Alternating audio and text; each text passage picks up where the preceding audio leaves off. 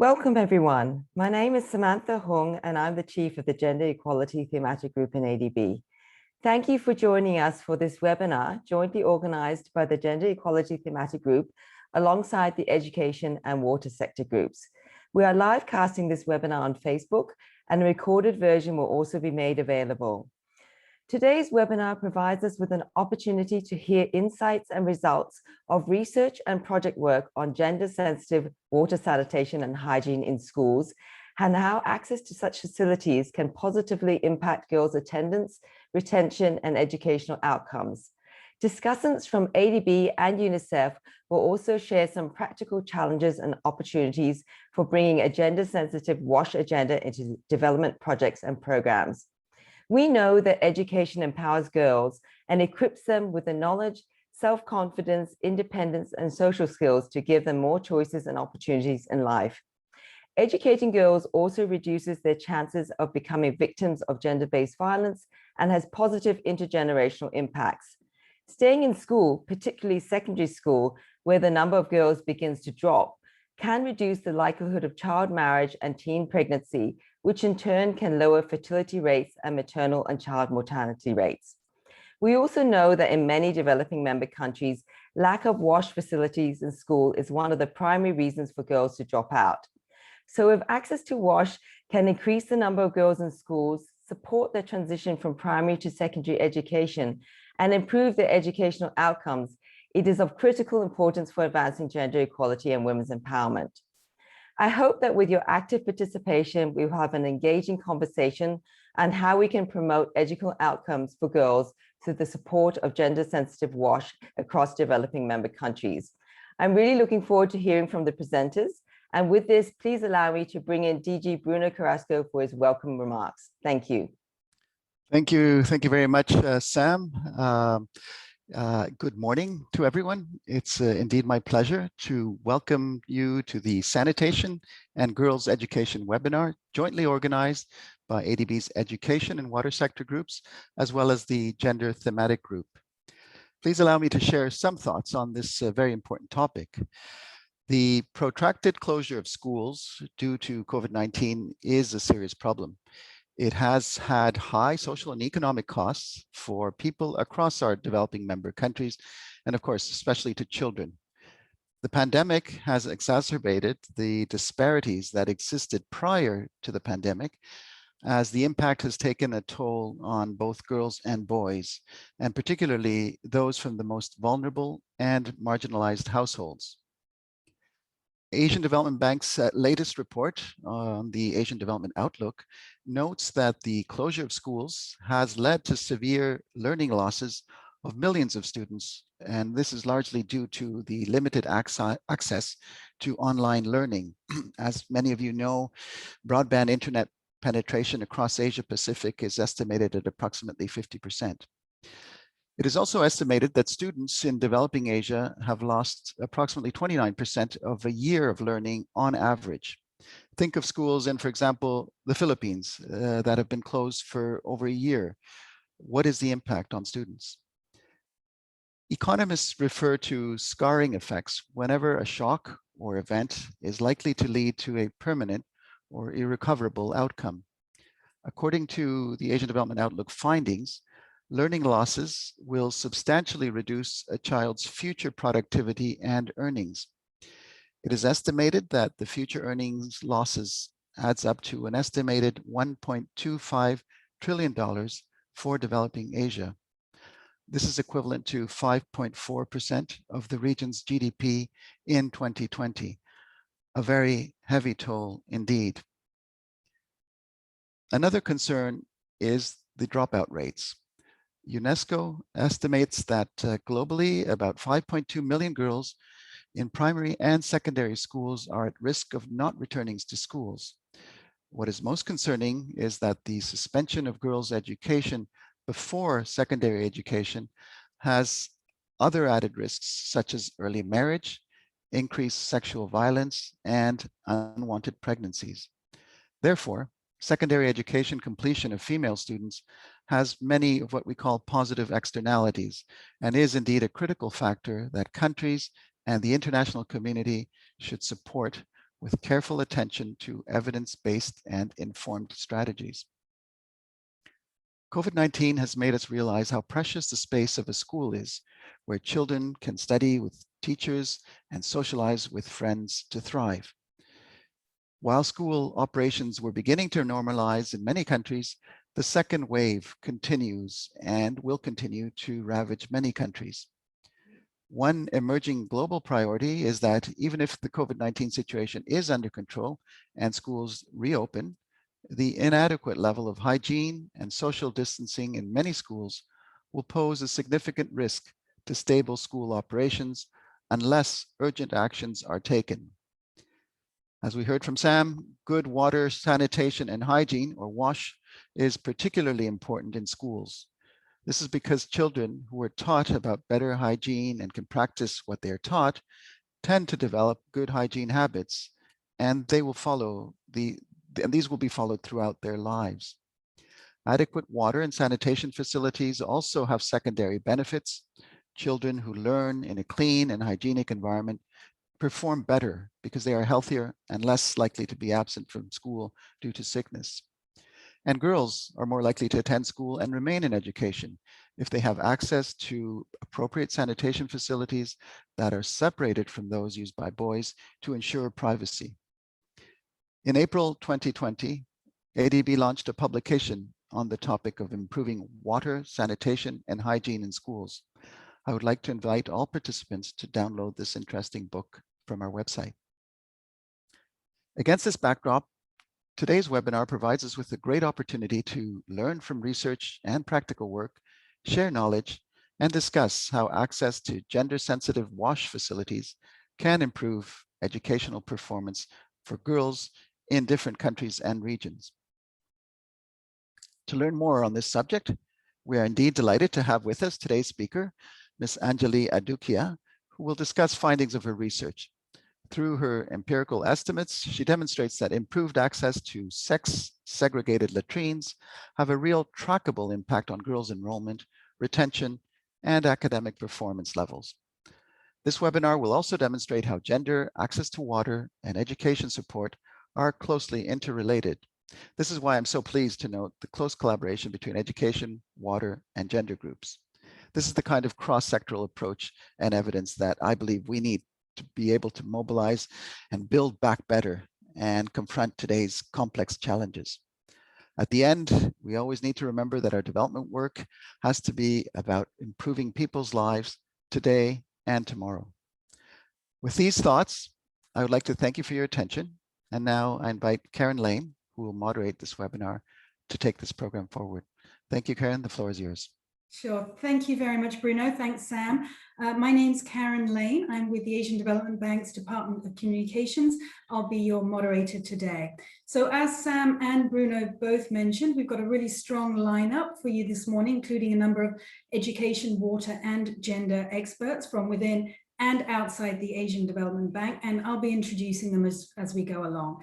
After the presentations, we're going to have a Q&A session, so please do type your questions into the Q&A box right at the bottom of your screen at any time during the presentations. I assure you we'll be able to see all of them.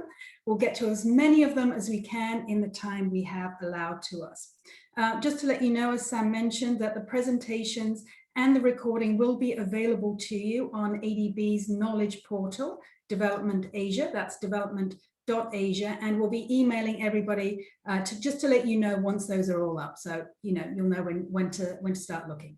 Anyway, as Bruno mentioned and outlined, we really thank you for your participation today in this critical issue as we consider how to keep girls in school, get them back into school, and keep them there as and when the COVID school closures ease. Gender-sensitive water, sanitation, and hygiene, of course, is crucial to that.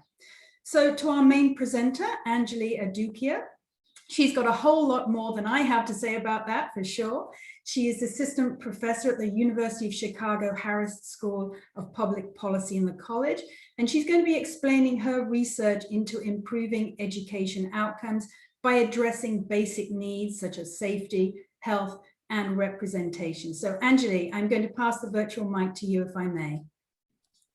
Great. Thank you so much for having me today. It's a real pleasure, and thank you all for coming. So my name is Anjali Adukia, and I will be discussing the role of school sanitation on educational outcomes in India. So 1 in 5 children of upper primary school age remain out of school in the world. And this problem is especially stark in India, which is home to 25% of the out of school children in the world. Now, girls in developing countries are disproportionately affected, with 1/4 of them not completing primary school. And there have been various attempts to increase female educational attainment in developing countries, with a particular push from the Millennium Development Goals, which included a focus on the promotion of gender equality in education. In dealing with issues of gender inequality, some academics and policymakers and practitioners have really focused on the idea that menstruation creates an obstacle to female schooling, contributing to high dropout rates among pubescent age girls. And I call this the menstruation hypothesis. And this belief has motivated efforts to provide sex-specific sanitation in schools, with the idea that it could improve the school environment for girls during their menstrual periods. However, an overly narrow focus on a girl's few menstrual days may obscure the larger everyday issues of health, privacy, and safety facing both girls and boys. So in this study, I'm interested in understanding how improving the health, privacy, and safety of the school environment influences the educational decisions of children across different ages. And specifically, the main analysis examines how school latrine construction impacts student enrollment. And beyond changes in enrollment, I look at impacts on achievement outcomes from state board exams, and also examine the persistence of any impacts over time. And to try to understand the mechanisms behind these impacts, I explore whether these estimates are consistent with the menstruation hypothesis, in which I look at differential impacts by gender and age, and also explore mechanisms such as through female teachers and latrine type. So the way that I study this is that I actually look at the school sanitation and hygiene education program, and it was put into place with the goal of eradicating open defecation. So in 1999, the government of India, said, okay, we want to get rid of open defecation. How can we do this? Schools can be a real partner in this. And there was this notion that, children themselves could be these, social change agents. If you, put this idea in their minds, at schools, then maybe they'll go home and create behavioral change in their communities. And then it was really bolstered by the Millennium Development Goals. MDG goals 2 and 3 were all about increasing school participation and promoting gender equality. And, 2 other goals were about combating disease and encouraging environmental sustainability. But what happened was that, initially in the first 2 years, there was just encouragement. There weren't actually resources that went along with it. And so then in 2003, the government decided, okay, we're going to actually go and build these. We're going to put a lot of resources. And so then, there was a large increase in the number of latrines that were built. And so, I use this for the identifying variation, and so being able to look before and after in this, and then comparing to places that didn't actually build latrines. And it was the actual implementation was managed by the Ministry of Drinking Water and Sanitation, and not education officials.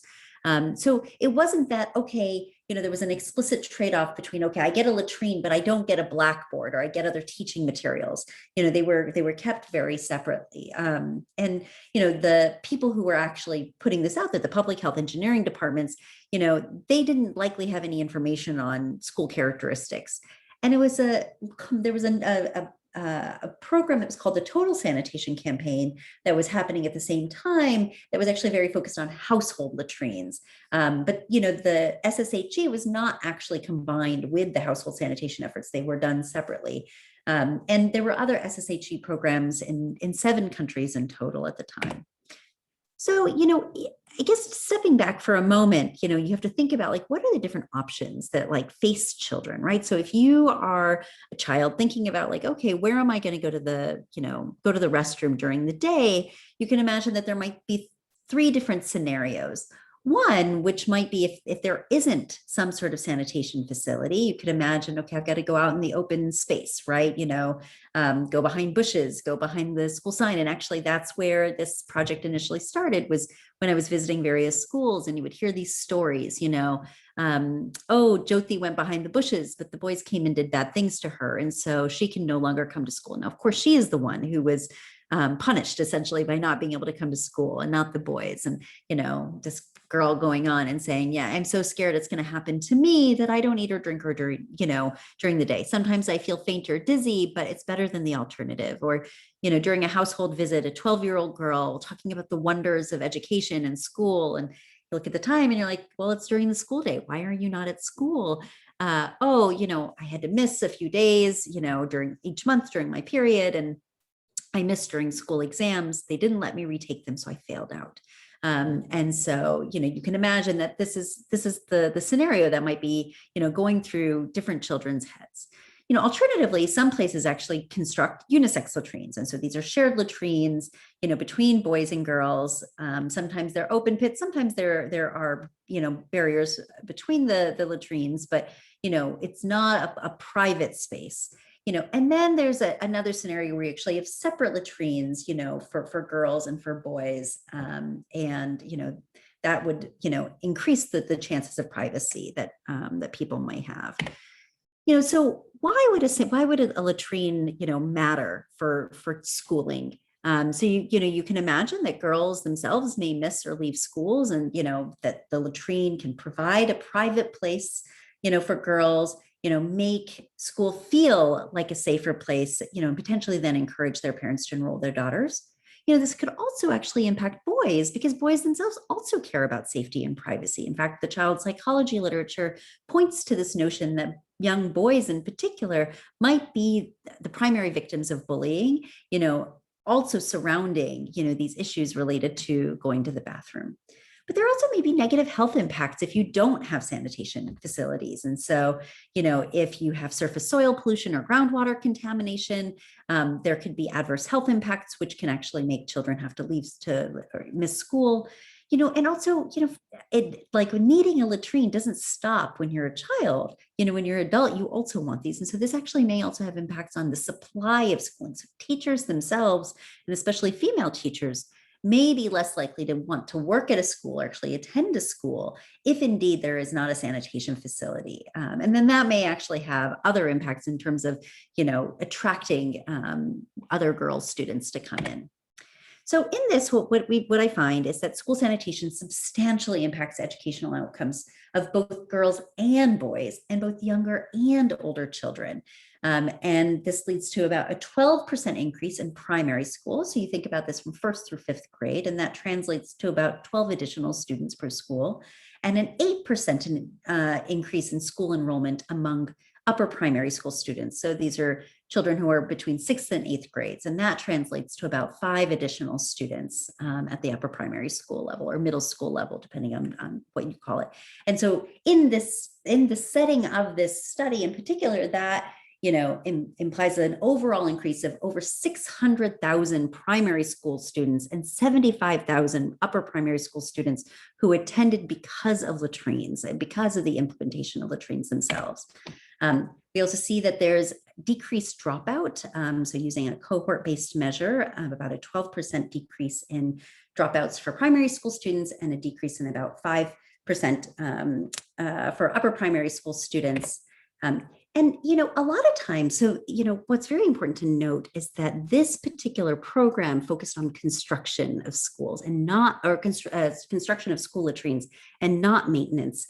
But despite that, we actually see that there are persistent effects out of over time. And actually in the education literature, you often see after a year of initially introducing some sort of intervention, there's a fade out effect. So you may see initial impacts of, okay, 12% increase, great, but then you see, very little, the year after or the year after that. But actually, we not only see strong impacts after a year, but actually even slightly stronger impacts after 3 years, which does imply that there was some level of, some maintenance that was going on. And, could be that there's, persistence effects, or that, girls now feel like, okay, it's worth aspiring or persisting through school. You also have information on exam outcomes. So, the number of students who show up to take these board exams, who pass them, or who score high marks. And it also can serve as a proxy for attendance. And, so in this, there are a higher number of students at the end of the school year who are passing their state board exams, but there's no impact on the number of students who score, at the top of their class. But again, it's not that you would expect a latrine to suddenly make someone an A+ student, like a top student. However, it does seem that there could be this net effect of, making the environment such that it was, that it's a, more conducive space for learning. India is a place with great geographic heterogeneity. And so there were 269 districts in this study. And if you look at, the districts between the 10th and 90th percentile of the income distribution within this sample, it's actually equivalent to countries that fall between the worldwide income distribution of the 5th and 25th percentiles. So if you think about countries at the 5th percentile, that's about Rwanda and Nepal are examples, and at the 25th percentile are Georgia and Ukraine. And actually, we see similar impacts regardless of income or gender parity, which suggests that there might be some, that the findings that we see in this setting actually may translate to other settings. And so, it gives us some reassurance or confidence in the external validity of these findings. And we do see that there are varying impacts by child, sex, and age. So girls are more likely to be impacted than boys, and that younger children are generally more impacted than older children. And then trying to look at some of the underlying potential mechanisms, we can look at, the proportion of female teachers and also latrine type. So first, for two of the states, I have data on teachers for about 8,000 schools. And in this, what we can see is, is it that female teachers are actually clustering at schools that construct latrines? And so we do see that schools that construct latrines do increase the percentage or the proportion of female teachers, but especially so in schools that built female-only latrines or separate sex-specific latrines. So the impact was, anywhere from 2 to 4% in places that built latrines specifically for females, and a much smaller impact, about 1%, in those that built shared latrines. As a falsification check, you say, well, is it just attracting, different teachers anyway? So, in these, there's also data on the teacher caste, and we actually see that there's no difference whether, you come from, general caste or historically disadvantaged caste background, which again, ex ante, you shouldn't expect to see. And there's no change in the average total number of teachers. So it's not that schools suddenly increase the number of teachers. It just seems that they've increased the proportion of female teachers.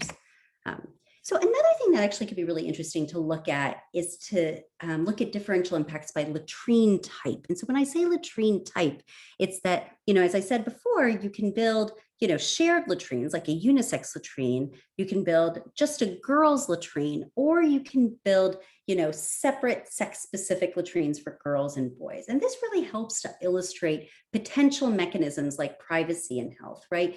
And it's important when thinking about where do you want to direct scarce resources.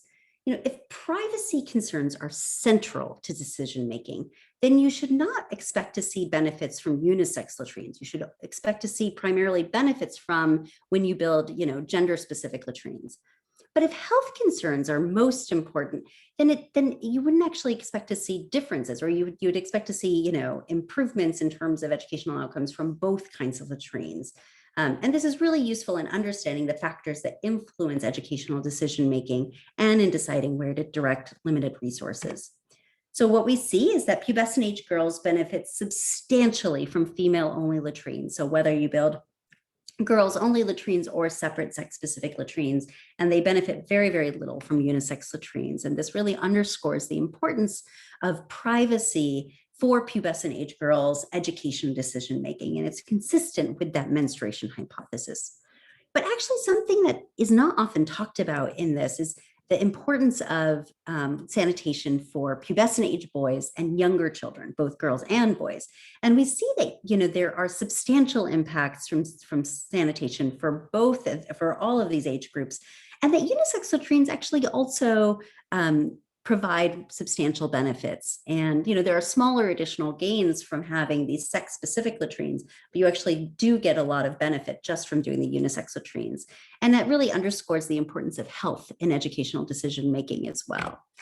So in summary, I see that school sanitation does substantially impact the educational impacts of girls and boys, and both younger and older children, which says that there are these universal benefits from having, sanitation for everybody. We see increased school enrollment and lower dropout. There's a higher number of students who are passing state board exams and persistent effects over time. And then there are similar impacts across, very geographically heterogeneous places. We see that privacy and safety matter for pubescent age girls, and that there is little benefit for them from unisex latrines. And so for them, actually targeting resources may be very useful. But there's substantial benefits from these separate sex-specific latrines. And there's potential benefits from having an increased share of female teachers. But a broader view is needed of the factors that may be influencing educational decisions. And there are substantial impacts on younger children and boys from unisex latrines, which is important for thinking about where to direct scarce resources and thinking about the varying importance of health, privacy, and safety. So I think it's just important to remember that gender issues, when we think about them, that they matter for both girls and boys. Like boys, in order to have more girls in schools, boys also have to be a part of the conversation, and they have to be part of, the efforts to make sure that we actually have gender parity. And, funding, when we think about putting sanitation in, we cannot just think of construction, right? We, need to take care of our capital investments and actually think about maintenance concerns as well. And, especially thinking about how we started, but, we are reopening after a time of great uncertainty, and where, hygiene considerations are really important post-COVID. And so, thinking about real sanitation from, whether it's building sanitation facilities, thinking about water, thinking about other hygiene programming, it's really important when we want to think about reopening schools. Thank you so much. Thanks very much, Anjali. Thanks for that. And really importantly, I think, what you stressed here is the importance of disaggregating through not only gender, but also age, and making the decisions based around that. Now, we've got a couple of questions come in actually regarding your presentation, but we'll come back to that at the end, if that's okay. Because I do want to introduce our next speaker, Alexandra Conroy. She's an urban development specialist with the Asian Development Bank. She's got a wealth of experience in the WASH arena across a number of different continents. And she's looked at some of the taboos and stigmas, particularly around menstrual health, as well as other aspects of gender inclusive design in WASH sector interventions. Alex, can I pass over to you, please? Sure, thank you, Karen. My slides should be coming up shortly. Okay, great. Hi, everyone. I'm Alex, and I work in ADB operations. And today I wanted to share with everyone here a bit about WASH and menstrual hygiene management experiences in Pacific operations. Next slide, please. So firstly, to start with, I wanted to share some of the taboos. Taboo is actually a Polynesian word coming from Tonga and Fiji, so implying something with implied prohibition. Starting from the top in Marshall Islands, some of the work we supported shows that shops are not supporting or not stocking sanitary materials for women, and women are using diapers that have been cut in half. In Solomon Islands, mothers don't discuss menstruation with their daughters as it's seen as encouraging sexual experimentation. In PNG, women expected to sleep outside during their period. This definitely has significant implications in PNG where security concerns are relevant. In Kiribati, girls keep it a secret and don't discuss when they have their period. And in Vanuatu, there's a belief that menstruating girls will kill crops if they touch them. So we work in 14 different countries in the Pacific. All of them they're quite culturally diverse, but this is a backdrop for how WASH and menstrual hygiene management are addressed in schools. Next slide, please. So something I really like to do, and perhaps it's a bit odd, but I like to go and look at how toilets are managed in schools when we go on mission to different countries. So this shows the back of a girls' toilet block in a dorm. So girls are living on the school campus, and you can see piles of trash. So you will see piles of also sanitary materials that are not being properly managed. Next slide. On the left, you can see a toilet block at a school in PNG. So girls will have to sort of walk through the bush to get to the toilet. At top right is a toilet block that's been locked because it wasn't maintained. So the school principal, they just lock it so girls don't have anywhere to go. And bottom right, you can see cubicles that don't have doors on them. So Anjali talked about privacy needs, doors otherwise that don't have locks, hand washing stations where the tap has been removed, definitely no soap. So this is something that's really interesting, especially for, I think, project teams going on mission to have a look at what are the conditions in schools from the perspective of girls who need to manage their menstrual hygiene needs. Next slide, please. So looking at some of the challenges and opportunities surrounding menstrual hygiene management, firstly, definitely there's a lack of data and policy frameworks. So this is slowly changing. You can see some countries now in the Pacific that explicitly talk about MHM in the context of WASH. Lack of data and improving data, this will help to quantify economic benefits in order to make the case for improved menstrual hygiene management. Certainly there are competing priorities in terms of CAPEX and OPEX costs. Capital costs are essentially what you already need to address water and sanitation in school. So arguably there's not that much more in terms of capital that needs to be invested in to address menstrual hygiene management. Operating costs, yes, things like having a system for managing menstrual waste. And then as many of you would know, there's now discussions in different countries about providing free menstrual hygiene management materials in schools, which is a fantastic initiative. In terms of opportunities, there's concessional financing available. So ADB, for example, provides technical assistance support that can support gender inclusive WASH and also grant financing for projects that are gender inclusive.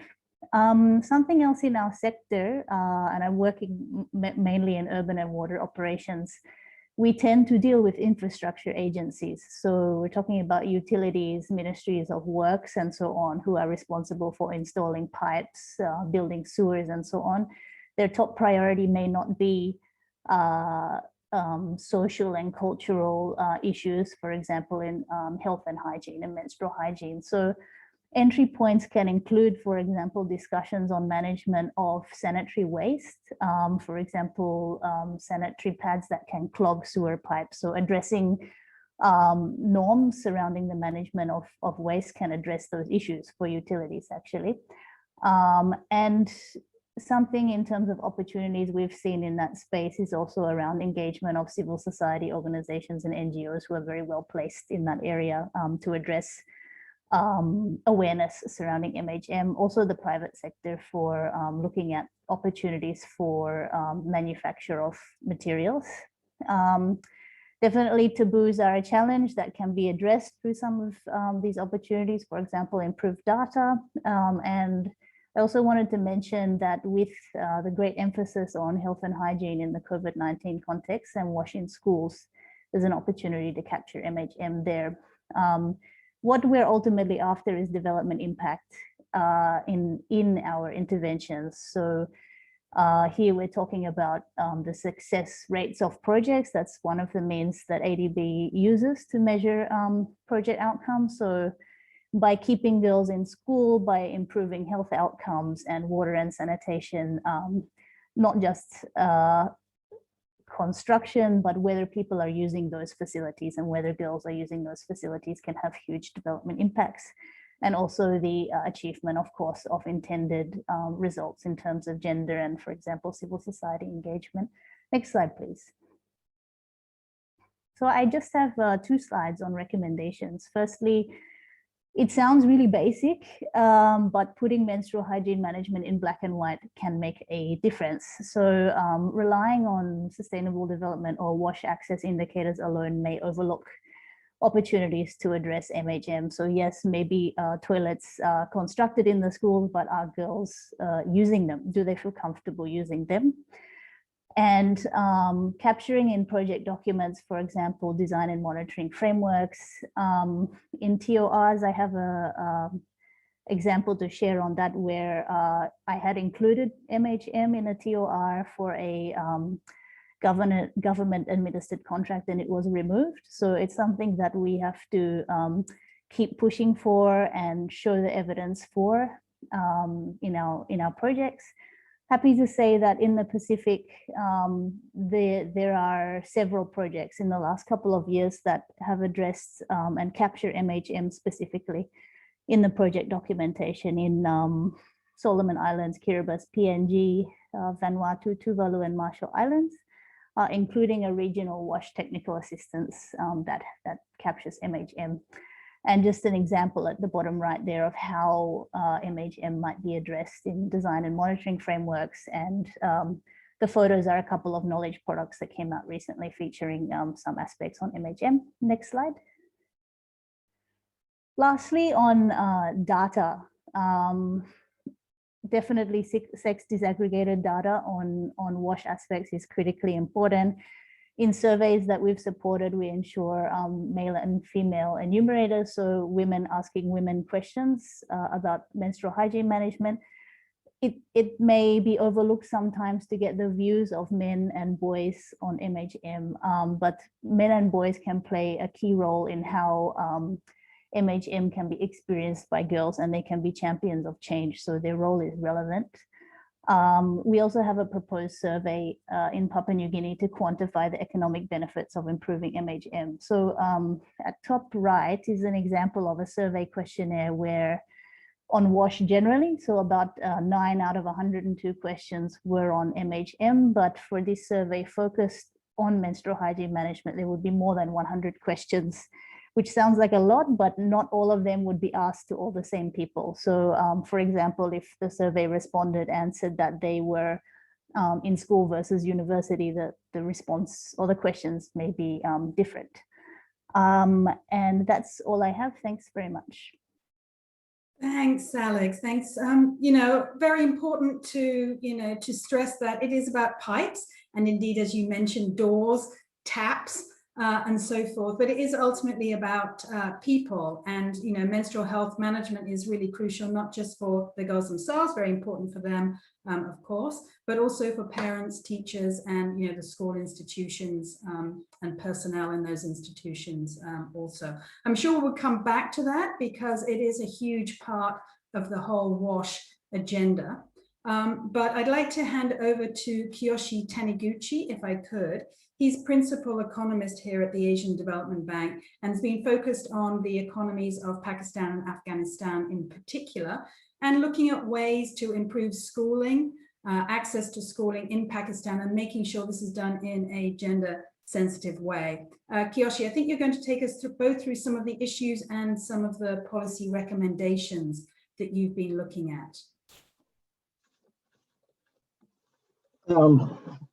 Thank you, Karen, and good morning for everybody. I'm Kiyoshi Taniguchi. I'm a regional economist at the Pakistan Regional Mission, overseeing Pakistan and Afghanistan economies. And I'm an economist. I'm not education or water sanitation specialist, but girls' education in Pakistan is such an important topic I cannot ignore. So I'm writing many blogs or policy briefs or working papers on this issue. Next slide, please. If you look at Pakistan economy, it is difficult to not to notice low labor productivity of Pakistan. And my hypothesis is because of low female labor participation. And this is an empirical question we have to test. But if you do not have a 50% of population not working in the economy, then it is quite likely productivity is affected. And it is highly quite likely if the female labor comes into the market, productivity will increase. And then we thought about where it comes from. Then you look at the female school enrollment, it is quite low, even compared to the boys or other countries. And then this is particularly so in the rural areas. If you see a UNICEF statistics, 22.8 million out of school children in Pakistan. This is the second highest in the world. And then this represents 44% of the total age group. Next slide, please. And actually, the situation is getting better, even though the second largest out of school children in the world. But if you compare to 20 years ago, the situation gets better. The children are more and more getting back to school, but still the number is large. And then if you look at the male and female out of school children, actually the female out of school children is higher. Next slide, please. So this slide is showing the net enrollment ratios, and then the first bar is school enrollment for primary for girls. Second bar is primary for male, and then the next bar, the green bar, is the female secondary school enrollment, and then the last one, the purple one, is the school enrollment secondary school for male. As you can see, the net enrollment ratio does not change as much next 10 years or so. And then another thing it's noticed is once students come from primary school to secondary school, it drops. And then the rate to drop for the female student is slightly larger than the boys. But then it is an issue. So many kids do not proceed to a secondary school in Pakistan. This is a big challenge. And then the magnitude is more severe for female students. Next slide, please. So we thought about the reasons why this happens, why the kids do not come to school. And then we divided the challenges into supply side and also the demand side issues. Supply side issues, the first one is the number of secondary level school is inadequate. So this is particularly true in the rural areas. If you do not have a secondary school in the nearby your house, then the kids have to travel longer period of time, and then which is a deterrent for the students or maybe the parents to let the students go to secondary schools. Especially this is a problem for the female students for their safety and security. The second one is a non-conducive environment for learning at schools. And then we also noticed 1 in 3 schools lack sanitation facilities in Pakistan. So 1/3 of schools do not come with functioning toilets. And then this is another deterrent, especially for the girls. But then I'm very sure this is a challenge for boys as well. And then in Pakistan, the public spending to the education sector compared to the peer economies is much lower. And then it is only 3% of the GDP of Pakistan. And then other countries are spending more budget into the education sector. And then there are 2 issues. One, the government does not allocate adequate budget for school education. 2, the school system cannot absorb all the budget allocated to a school, so they cannot spend all the budget allocated. So there are 2 challenges of the budget for both sides, little allocation and then little absorption. Next slide, please. And then this slide, we identified 3 challenges from the demand side. Actually, the poverty is the strongest binding constraint in achieving the high education attainment in Pakistan. And many parents decide to use the children to as a labor inputs. So the school is the lower priority for many parents in the lower strata of income group. The second one is parents themselves do not have the high educational attainment. So if the parents, especially mothers, do not have educational attainment, they decide not to send students to or the kids to the schools. So this is a chicken and egg issues, but then sometimes Pakistan has to break this cycle. So the one time the kids have to go to school to break this cycle. Then another issue is the provision of all girls schools. And then as Anjali suggested, the girls stop going to school because they are not the female teachers, or the teachers do not possess those special technique for teaching the girls. So we feel provision of all girls schools will increase the girls enrollment rate. Next slide, please. So we came to policy recommendations, and we put in the 3 ways to increase the students' enrollment rate and access to education, especially for girls. First, it is the most important to increase fiscal outlays for education sector and improving budget absorption rate. And then this includes the capital and recurrence fiscal expenditures for schools, and absolutely the government has to increase the number of secondary schools. The second one is encourage private sector to participate in the education sector. Currently, above the pre-primary schools, 70% is public schools and 30% is private schools in Pakistan. So this ratio should increase, and then more and more private sector educators should come in. Also, as ADB, we advocate public-private partnership projects. And then, for example, the government can build the school buildings, and then the private sector can provide the education services. In this way, the public side and also the private side can show the strengths to give in the education sector. Lastly, we encourage the government to consider expanding conditional cash transfer program. And then this is especially for the low-income household. And then actually the government already has the conditional cash transfer program. Right now, they only have a primary school education. But from this year, they are expanding to secondary school education. And then this program, ADB is also supporting, and then we strongly encourage to continue and expand to reach out those poor households. Thank you. This is my presentation.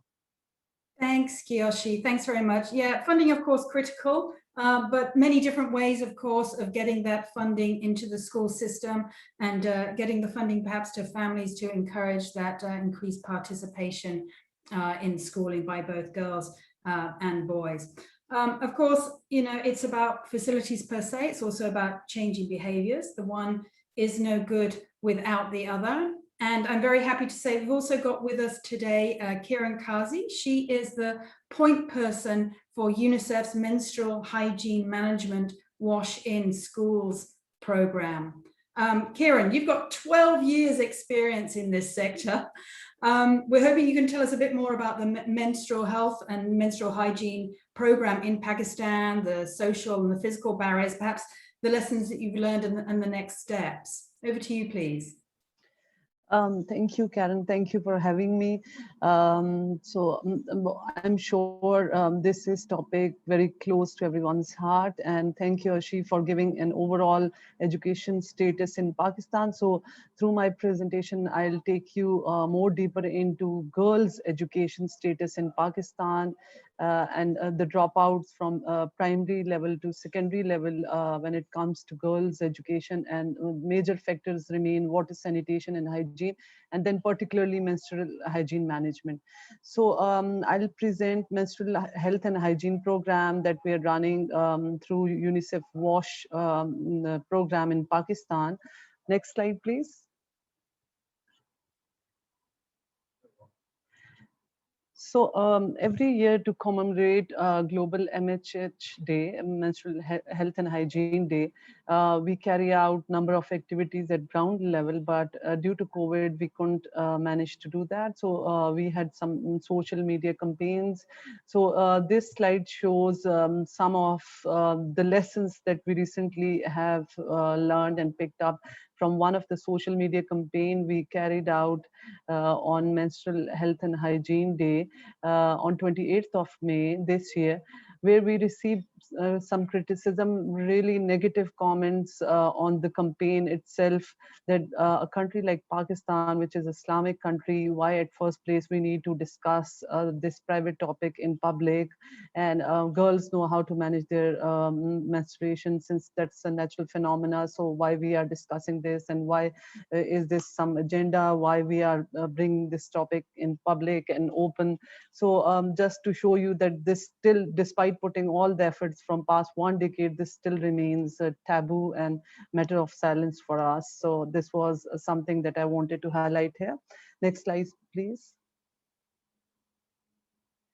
So since Kyoshi has just mentioned that for 22 million out of school children is the second highest in the world in Pakistan.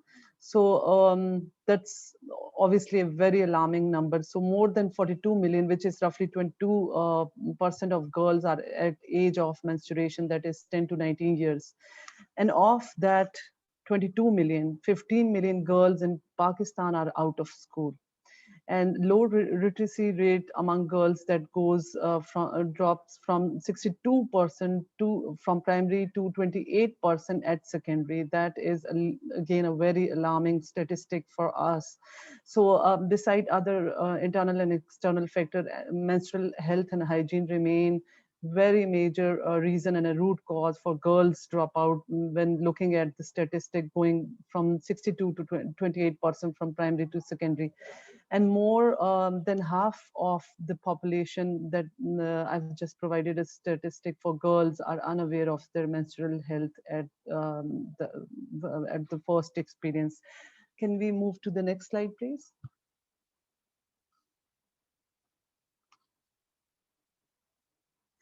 So at UNICEF, to address this issue, since this is one of the program core component under WASH in schools, we're using different approaches to address the issue.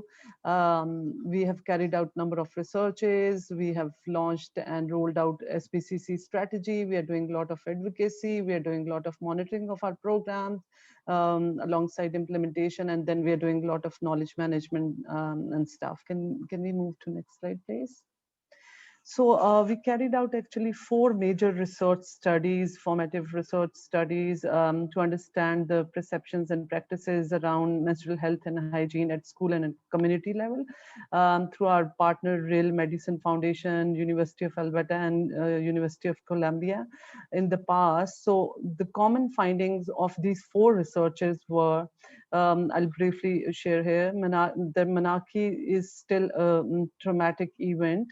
It is a culture of silence and considered as a taboo to talk about. Prior knowledge could normalize menarche. Then another was misinformation was major element coming out from 4 of the researches. Then information needs and concerns. Quality of wash facilities do not meet girls' needs, especially when it comes to menstrual hygiene needs. And then urban issues just as rural issues. That was really alarming findings for us, that it's not rural, but urban also goes hands in hands when it comes to menstrual health and hygiene program at school and community level. Can we move to next slide, please? So in order to address this social issue, we have been doing our program through multi-pronged approach, and we have been using different platforms like YouReport, SMS, poll, live chat, and we had WASH technical team sitting to address the adolescent concerns regarding menstrual health and hygiene. So over 5,000 female youth participated in YouReport platform, and of of this population, there were female and male boys and girls both who were participating and sharing their concerns regarding menstrual health and hygiene. So 41% of female you reported didn't know about their menstruation when they first got their periods, which was quite disappointing to know. 44 do not have basic facilities or product to manage their menstruation. 28% missed school due to menstruation.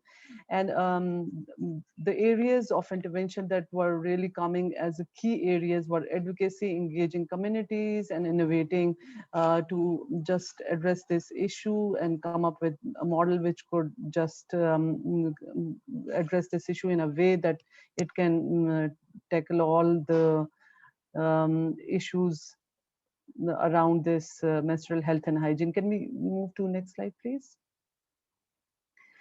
Then we have got some other interventions that we have been doing from past almost a decade, that we got our top female athlete sports champion who are our MHM ambassadors and who are influencer for adolescents. They have been advocating for menstrual health and hygiene.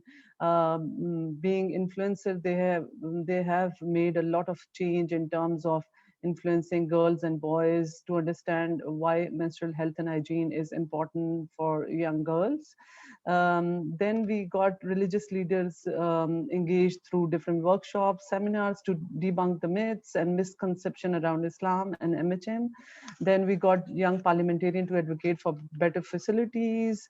Then we have got this Global Generation Unlimited Challenge, and one of our Pakistan young team of 3 teenagers, girls, got to global level. They got the winning amount of $2,000 as a seed funding to come up with a business model to promote use of the reusable sanitary pads to reach the marginalized girl and women in Pakistan. Then we have got interactive digital media public discourse campaigns like No Chutti, a big digital campaign that we ran through and got really positive results out of this campaign. Then myth busting online portal. So we have been trying different innovative ways to raise the awareness around this taboo and break the silence. Then animated storytelling, a lot of content development, awareness campaigns with community leaders, women, then mobile applications, e-health online clinics. So we have been trying all these different interventions to raise the awareness and to make this an open discussion and open dialogue for everyone, irrespective of what gender we are talking about, at community level with men, women, boys, girls. So can we move to next slide? So under advocacy, we have been doing a lot of stuff, and we were able to achieve. Can we move to slide? Thank you. We were able to mainstream MHM in Wash in School strategy, which is developed, launched, approved, and now rolled out, which is a major achievement for us. Then beside all this advocacy and at provincial and national level, we were able to, can we move? Yeah. Can we have this advocacy slide, please? Yeah. So beside all this, we have been doing a lot of advocacy with local government and at national level to make EMI one of the major indicators that was missing in education management information system was MHM. So we have done a lot of advocacy, and we are on our way to include MHM indicator into MIS. Then we are in process of revising the curriculum to include MHM content, and then MHM training along with the education sector to train teacher on MHM education, and then impart that education to girls at as well at school level. And then puberty book, we got that developed and endorsed from provincial governments to roll out in the schools. And that's again a big achievement for us as a result of advocacy that we have been doing from past 1 decade. And then we consider private sector as one of the important engagement where we can play important role to bring in private sector and engage them to a level where menstrual health and hygiene could be ensured. So engaging private sector, including commercial and reusable napkin manufacturers, startup and techpreneurs to just make sure that we have low cost sanitary napkin initiatives available, and to scale this MHM program. We have got P&G as partner who have been always kind to donate us sanitary napkins that we have been donating in the schools, then private partnership with Unilever and Centex local company. So that's another area that we are looking into. Then we have got national and provincial technical MHM working group established, and they are there to advocate for better MHM with government and other stakeholders. Then these MHM technical working group are in process of doing and designs of MHM girls friendly spaces in the school, and to come up with standard designs which can be utilized across the country. So that's something we are doing under advocacy. Can we move to next slide? So I'll just quickly give you an overview of what we have been doing and what we have achieved so far. So more than 3 million girls reached through school-based community outreach and social media. So government buy-in in scaling up MHM initiative across the country. That's another achievement for us. Increased collaboration and coordination among multiple stakeholders working on MHM through technical working group at national and provincial level. School-led awareness programs, WASH MHM clubs, formalized. They're promoting MHM education program, safe methods for sanitary napkin use and disposal. That's really important area. Community education and with mothers, low-cost sanitary napkin production, debunking myths among mothers and community influencer groups. Can we move to next slide? After achievements, I have some lessons and recommendations to share with you. Sustainability of MHM approaches need to be context specific to work. Engage men, boys at community level and other stakeholders to make sure that this has to be addressed at root causes. We have to look deeper into the root causes and address wherever we see the issue. Government ownership, still it remains a challenge despite putting all the efforts and doing a lot of advocacy work that I've just shared slide before this. It still remains a challenge for us to have government buy-in, because when it comes to MHM, it is cross-sectoral. It talks about health, it talks about girls' education, it talks about water, sanitation and hygiene facilities as well. So this remains a challenge. Then evidence, research, policy, the connection need to be understood in a proper way, and we proactively need to understand before exploring further research gaps. Can I move to next slide? Probably the last one. So the overall call for action for stakeholders should be government to review the pink tax, shift from awareness raising to changing social norms, strategic engagement for local celebrities, support local youth entrepreneurs, creation of participatory platforms, MHM helpline, enhanced convergence. As I said, this has to be converged across the sectors, education, health, WASH. So linkages need to be understood and spelled out and planned in a way that we can roll out the program in more strategic way.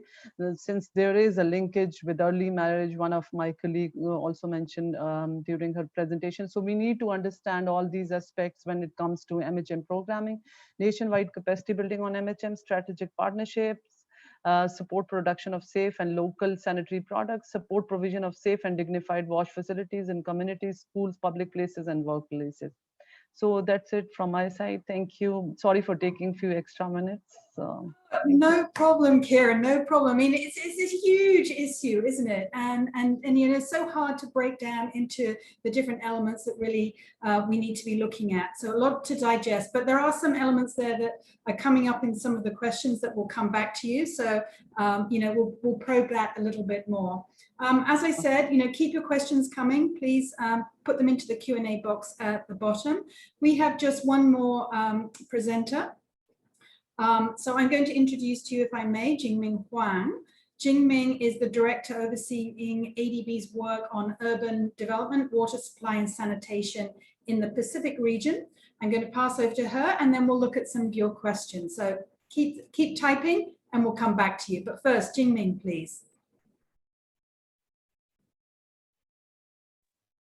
Thank you very much, Karen. Can you hear me? We can hear you loud and clear. Thank you. Okay. Thank you. As all the four presenters mentioned, that's really a very important topic, very close to my heart. First, good morning, good afternoon, and good evening to everyone. It's really my pleasure to join this webinar. All these four presentations are really so good, so comprehensive from different angles. I have learned a lot about how this water and sanitation can play such an important role, as you just mentioned. It's an enormous issue, and also how we can do better. From this first presentation, Professor Andukia from Jakarta University provided very solid evidence based on her research from school in more than 250 districts in 9 states in India. That's really amazing data. It all highlighted the importance of latrine construction to increase school enrollment and lower the dropout, specifically for pubescent girls. The latrine construction in India is also quite efficient from the investment side. So this gave us some good idea how we can do more for our projects in India. And the second presentation came from Alex from SARD. She talked about the situation of poor menstrual hygiene management in Pacific region. It's really, for me, it's very great to hear the voice from our island countries, because I'm from urban and water division in Pacific region. So we can see there are so many challenges, but also opportunities to really promote the menstrual hygiene management for women and girls. In Alex's presentation, we can clearly see that putting this menstrual hygiene management in forefront is a step forward to achieve the gender sensitive wash interventions, also encourage more girls to go to schools. We can see several current projects in Pacific specifically addresses this menstrual hygiene management. And also PAUW is doing a regional Pacific wash reta. So we would definitely benefit more from this seminar. We can learn more and really apply it in our wash reta. And the third presentation came from Kiyoshi-san in CWRD. In fact, I'm really happy to see our male colleagues are also involved in promoting girls' education. And he really shared with us how to improve girls' education attainment in Pakistan. It's a very similar situation to India. Lack of toilets and water for privacy and sexual safety prevents teenage girls from continuing school. We can see funding is critical, but there are also many ways of supporting effort to improve girls' education. And in fact, this really linked to their fourth presentation from Karen from UNICEF. I really liked her presentation a lot. How Pakistan faces its own challenge of the misses and misconceptions on menstrual hygiene management. And we can see it's very similar to the Pacific taboo discussed by Alex. And it's really so encouraging to hear how UNICEF's holistic approach has achieved a lot to improve the menstrual hygiene practice among adolescent girls through a multi-pronged social behavior change communication strategy, and it's worth emulating. The strategy involved different platforms to reach and influence the girls. And we can really see that it's a lot of space to collaborate on effort by different development partners and put greater focus on this menstrual hygiene management. All these presentations shows us similar challenges in South Asia, Central Asia, and Pacific region, how this girls' education would really be related to the WASH. And all these presentations also gave us very important information that can influence the policy and decision makers, especially in planning and implementation initiatives that target WASH, health in schools, and related ADB investment. To me, the solution is really very simple, or can be simple, that we need to build more sex-specific latrines and do more gender-sensitive wash education in related investment. Gender-sensitive wash, such as menstrual hygiene management, can be approached through many different dimensions: water sanitation, education, urban projects, and also transport projects, and also many other projects. Such ideas should be embedded as entry points for the project design. So this is what I really want to summarize and share with you. Let's do more on that. Thank you, Karen. Thanks very much, Jingying. Thank you. We've got some questions going in. We do have a short amount of time for the questions. I put my glasses on so I can read them. But I'd like to go to Anjali first and then Alex, if I could, because we do have a question here about, basic facilities.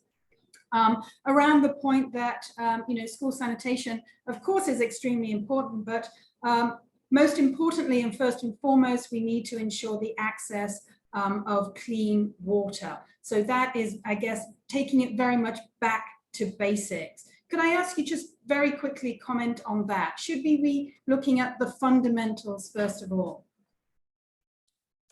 I mean, I think they're both fundamentals, right? So, having water is obviously very important, but, everybody needs to use the restroom. And so we have to think about waste management very seriously. And, if we are, in terms of surface soil pollution or groundwater contamination, that can lead to adverse health impacts, which then affects everybody. And so, thinking about sanitation is not a secondary issue. It is just as much of a primary issue as water as well. Right. Thanks, and thanks for your brevity. Alex, any comments, anything to add to that? You probably agree. No, I do. I fully agree. I think in putting in basic services, this will help with menstrual hygiene management as well. I mean, one of the photos I showed was of a toilet block that's been locked because it's not working. So we need to actually have functioning facilities in the first place. Yes. Yeah, no, absolutely, absolutely. And just to add to that, if you don't actually have a place to contain your waste, then even if you have clean water, then suddenly you're going to contaminate your water supply. And so, you need to have one in order to be able to maintain the other. Absolutely, yeah. Not a neither or, right? Not neither or. We've got a couple of questions in about menstrual health management in particular. So I'd like to go to Kieran and also to Kiyoshi. Because the question here is that, it's, I'm going to read it just verbatim. We know that it's sometimes quite difficult to bring menstrual health management agenda into the discussion with country level stakeholders, which I think, is a very wide spectrum of people for sure. Any lessons learned in terms of bringing key partners together to support these important initiatives? Maybe Kiyoshi first. Oh, sorry, we have Kieran. Kieran first, you're on screen. And then we'll go to Kiyoshi if we could, because Kiyoshi, of course, has been working very closely with the government. But Kieran, please. Thank you, Karen. So actually during my presentation as well, I've mentioned government buy-in still remains a challenge for us since we have been doing advocacy throughout the years, and we have been putting a lot of efforts to get the government ownership. And we were successful to some extent, where I've just explained when I was presenting our achievements in terms of getting results under enabling environment. When we say that we have got MHM mainstream into wash in school strategy. That's again a big achievement. And then we are in process of including MHM indicator into EMIS and trainings and curriculum revisions and all. But challenges still would remain there, as government ownership is really critical. And then the sustainability of an MHM program is another challenge and lesson learned for us when it comes to disposal of sanitary napkins, which is again very crucial for the program to understand. It's not just the provision or excess, it is entire program. When you talk about different aspects, it should be covering the sustainability aspect as well. And then engaging men and boy, we have received one question in the chat box as well, which I completely agree. Unless you don't engage everyone at community level, be it a man, boy, girl, women, you cannot address the issue. So these are few of the lessons learned from our program and our liaison with the government, especially the local government at provincial level, where we still are struggling to get their ownership. So yeah, thank you. Yes, thank you. And thanks for answering Terry's question as well about the need to get men and boys, to be part of the conversation, part of the dialogue as well. Kiyoshi, you've been working very closely with the government counterparts on some of these education issues. Any comments from your side? How do we engage on this particular issue? As far as I know, we have not reached to discussion on this type of the female girls education policy. We are struggling, at least in the Pakistan, to increase the number of schools and also the increasing the fiscal budget for the education sector. And then we have not touched on the contents of the programs or the improving the quality of the education system. So we need to really and keep engaging the authorities and also the policymakers, and then we have to bring up this important issue to the policymakers. So maybe this is a discussion in the future, but then we have to keep working on this, reminding them this is a critical issue to improve the girls' education. Right, absolutely. Something to keep pushing constantly. Is there a chance, let me just ask you a quick follow-up question to that. Is there, would there be a good point to pushing like the economic agenda to this? Because we know that there are really long-term social and economic impacts to all kids, but girls in particular, in not going to school or not resuming their education after the school closures. Our reasoning is the productivity, and if what's for the education is good for the productivity improve, and then the low female labor participation is critically low in the Pakistan. So the government policymakers have to understand improving female girls' education in the country will grow the economy. So the people have to understand this is not a disconnected issue. This is directly connected. So investing in the toilets, investing in the water, sanitations, improving girls' education will increase the income for the government and income for the economy. So this is a way for the sustainable growth. And then people have to share this idea. And then we feel people have not shared this idea. So the girls' education is one issue, and then the economic growth is another issue. And then we have to combine those things, and then they are directly linked. And then we have to make them understand this link. Yeah, absolutely, absolutely. But people are looking for like very specific answers here. I've got a question from Eske. Thanks for the question, Eske.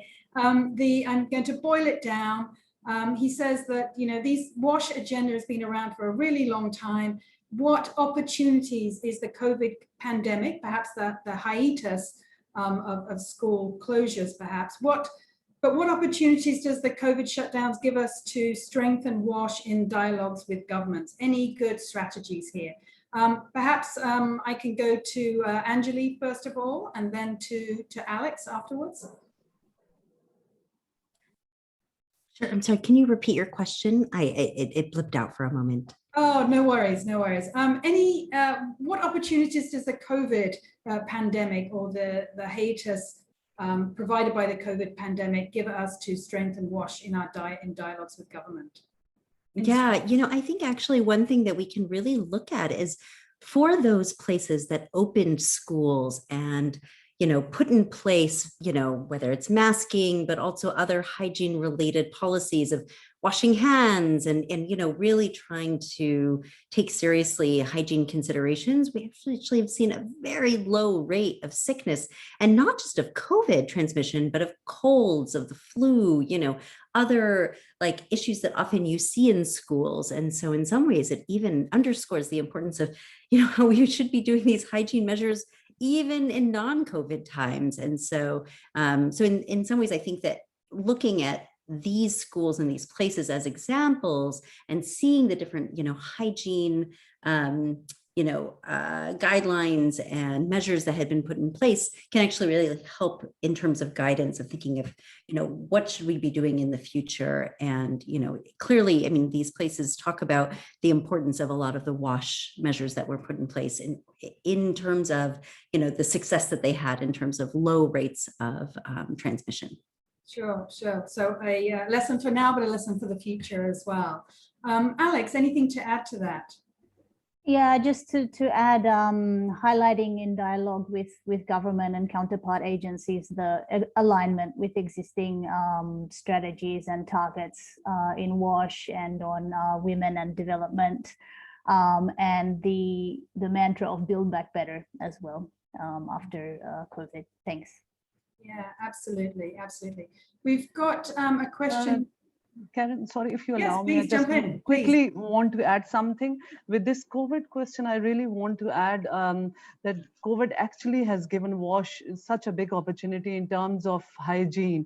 Hand washing becomes so critical, and hygiene goes hands to hand. I mean, it has given us a positive opportunity in terms of raising our bar when it comes to hygiene programming, and especially MHM. When you go to school level, you go for hygiene, water, sanitation, you have got this opportunity to make sure that you scale your MHM interventions as well. So we have got this hand hygiene for all roadmap developed through our Ministry of Climate Change, and we are rolling that out, which does include and incorporate menstrual health and hygiene as well. So this is one of the initiatives which came as a positive opportunity due to COVID for us. So wanted to share it. Thank you. Right. Yeah, reiterating a reason to reiterate those messages that have been around, and a reason for people to take them very, very seriously, of course, right?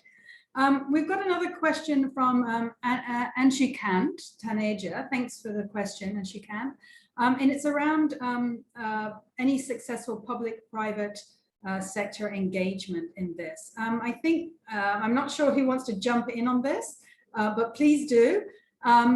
Alex, Kiyoshi, any suggestions? Anjali, Kieran, also please jump in if you have any thoughts. The question is, can you share any examples of successful public-private sector engagement in financing or operating WASH facilities? Maybe I just go first. For the private sector, not PPP, the private sector, as I said, secondary and primary schools in Pakistan, 30% is provided by the private sector education provider. And then those are concentrated in urban, and then the students are from the high income families. So the private sector is doing education for profit. So the private sector alone is not the threat of people or the rural areas. So we suggest the PPP in Pakistan. However, in PPP, our model is basically asking the government to provide the infrastructure, and then infrastructure including the school buildings and also the toilets. So in this case, the private sector we are asking for is the service provisions, so which is teaching side. This is how ADB involves in the education sector. So answering the Anshukant question in short, in Pakistan, we have not reached the PPP program to provide those toilet facilities to schools yet. And then as we go along, if we expand our PPP program, we may ask private sectors to provide the hard infrastructure side. But in Pakistan, we have not reached there yet at this stage. Thank you. Right, right. Okay, so not really that developed in your area of work. Alex, anything in the Pacific that you're seeing? Unfortunately, it's not very well advanced in terms of private sector engagement in that space, but it's an area I think definitely we're interested to look into some more. Sure, sure. Kieran, are you seeing anything? Is UNICEF seeing anything in this space? So yeah, we have been trying to engage private sector. Just recently, we are into dialogue with P&G and Unilever to move this agenda forward.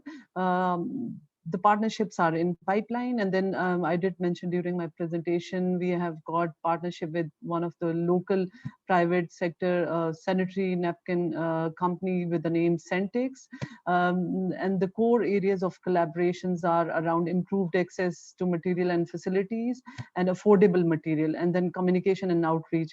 So that's the areas that we're looking into partnership with private companies to raise and scale our MHM programming at Pakistan with UNICEF. Mm-hmm. Oh, good to hear. Yeah, good to hear. Anjali, I'm not sure if you have anything to add to this, if you came across any good private sector projects in the course of your research. You know, I think actually I've seen some creative things. For example, you know, there are some places where, you know, companies that try to use, you know, the waste itself, like as biofuel or in other research, they actually literally, you know, pay people to use facilities, you know, very small amounts, you know, 10 paisa every time you go and whatnot. And so, but then, you know, people, there was this, you know, very small scale in a village in southern India where, you know, people thought it was very funny at first, you know, oh, good, I go. But, you know, actually there was, you know, there was this qualitatively, the village actually seemed cleaner and seemed, you know, to the actual environment improved, you know, over time.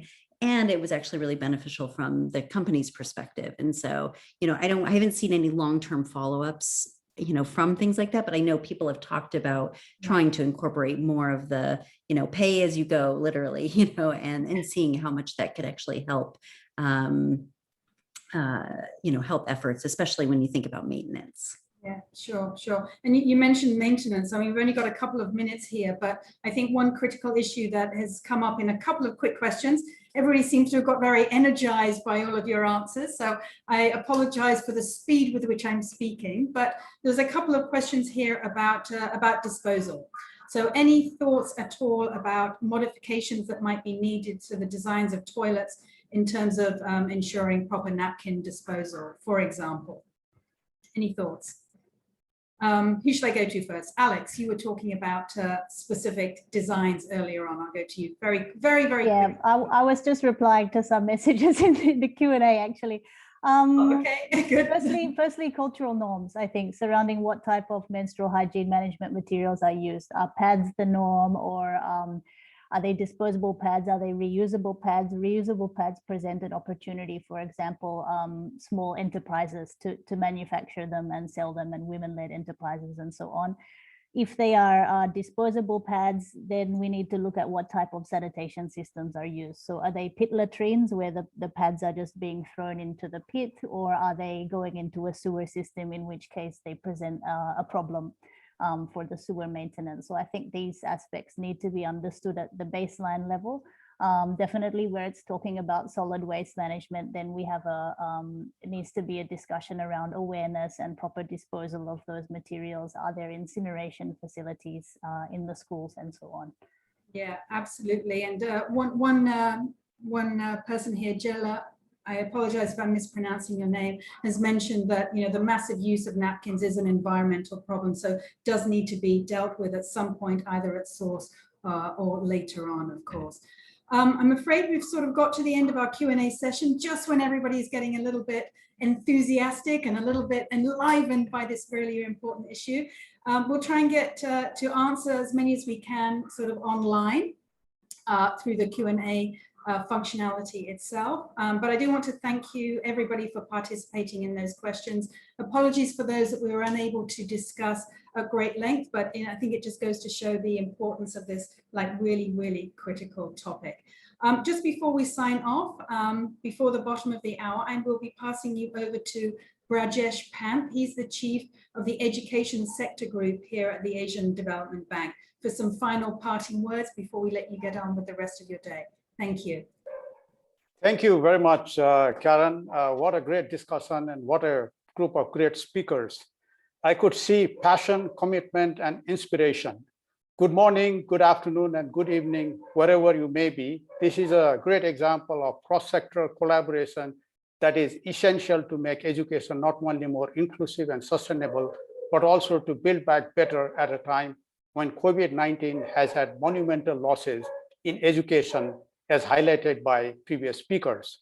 While the pandemic has threatened the hard-earned gains made over the past decades in education, it also provides an opportunity to reimagine education for a new normal.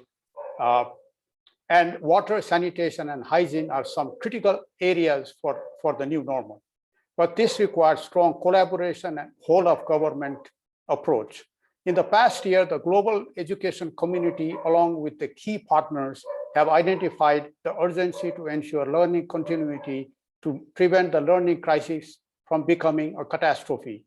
There are three priorities identified by the global education community: enhancing foundational learning, incorporating digital learning to scale up learning and equity, and ensuring school health, hygiene, and nutrition, as well as providing vaccines to the education community to ensure learning continuity. Today's webinar has underscored the importance of water and sanitation in making education more inclusive and safe for all learners, but particularly girls. The webinar also confirmed the critical role of education in breaking unfair discrimination against and irrational superstitions regarding menstruation, and that school water and sanitation facilities can contribute to girls' learning continuation and academic performance. And girls' education and social participation are essential to overall education improvement and national development. The rich presentations and discussions highlighted how water, sanitation, and hygiene can help to eliminate some of the critical barriers to education, and how this in turn can help expand girls' education, reduce dropouts, improve learning, and increase completion of high-quality education. This could have profound impact on labor market and socioeconomic transformation. This is exactly how we can reimagine education for a new normal post-COVID-19, for which we have to work together. Let me thank Professor Anjali Adukia for the impressive database research on girls' education with compelling implications for policy reforms.